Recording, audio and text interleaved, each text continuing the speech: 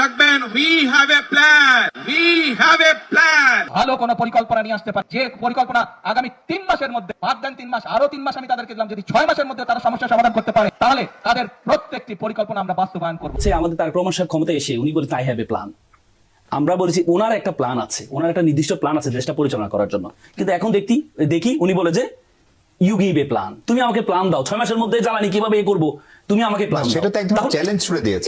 এটাই তো আপনার তো ছিল আই হ্যাভ এ প্ল্যান। এখন আপনার তো ক্ষমতা আসার আগে বলা দরকার ছিল মানুষকে যে আমি জ্বালানি, গ্যাস, বিদ্যুতের সমস্যা হবে, কিন্তু তোমাদের মাথায় রাখতে হবে। আমরা সবসময় বলি যে হচ্ছে ইরানের যুদ্ধকে নিয়ে আসি, আওয়ামী লীগ আমরা দেখতে ইউক্রেন যুদ্ধকে নিয়ে আসতো। তো সলিমুল্লাহ খান খুব হাসি করে বলতো যে মনে হচ্ছে ইউক্রেন যুদ্ধের সকল খরচ মনে হয় বাংলাদেশ বিয়ে করছে। তখন ইউক্রেন যুদ্ধের সমস্যা, এখন হচ্ছে ইরান যুদ্ধের সমস্যা। তাহলে আপনি যখন এই এতগুলো মানুষ জীবন দিয়েছে কেন? রাষ্ট্র সংস্কারের জন্য। কিন্তু রাষ্ট্র যে মৌলিক যে সংস্কার, কোন সংস্কারটা হয়েছে? আমরা চেক এন্ড ব্যালেন্সের কথা বলেছি, ক্ষমতার ভারসাম্যের কথা বলেছি। আমরা বলেছি প্রধানমন্ত্রী এবং রাষ্ট্রপতির মধ্যে ক্ষমতা ভারসাম্য হবে, কিন্তু আমরা এই 6 মাসে প্রধানমন্ত্রী এবং রাষ্ট্রপতির মধ্যে ক্ষমতা ভারসাম্য দেখি নাই, বরং প্রধানমন্ত্রী এবং স্বরাষ্ট্রমন্ত্রীর মধ্যে ক্ষমতা ভারসাম্য আমরা দেখেছি। কিন্তু আমরা কি চেয়েছিলাম? রাষ্ট্রপতি নির্বাচন নিয়ে অনেক আগ্রহ। কেন আগ্রহ? কারণ নতুন বাংলাদেশ, সবাই চায় রাষ্ট্রপতি, এই জন্য আগ্রহ বেশি। কিন্তু এই রাষ্ট্রপতি ক্ষমতা কি? বলা হয় যে রাষ্ট্রপতির ক্ষমতা হচ্ছে শুধুমাত্র মাজারে জিয়ারত করা। আমি বলি মাজারে জিয়ারত করার ক্ষমতাও নাই অনুমতি ছাড়া। এই রাষ্ট্রপতি ক্ষমতা দিয়ে তো এই রাষ্ট্রপতি নিয়ে আমাদের চলে কোনো লাভ হবে না। তো সুতরাং আমরা চেয়েছিলাম রাষ্ট্রপতি এবং প্রধানমন্ত্রীর মধ্যে ক্ষমতার ভারসাম্য।